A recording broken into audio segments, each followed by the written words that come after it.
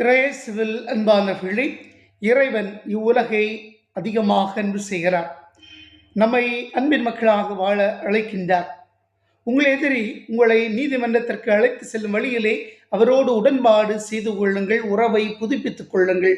அன்புமிக்கவர்களே, நம் வாழ்வில் இறைவனின் அன்பு அளப்பெரிது. அதை பல தருணங்களில் நாம் உணராமல் தவறுகள் பல செய்து இறைவனுக்கும் இறைமக்களுக்கும் எதிராக தவறுகள் செய்து இறை உறவை மனித உறவை இழந்தவர்களாக வாழ்கின்றோம், செயல்படுகின்றோம். ஆனால் இறைவன் திரும்பி வர காத்திருக்கின்றார்.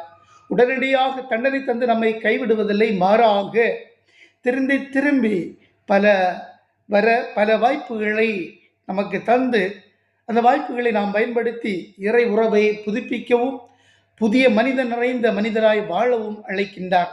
இறைவனுக்கு நம்மை நாம் காணிக்கையாக்குவோம். இந்த நாள் நல்ல நாளாக அமையட்டும்.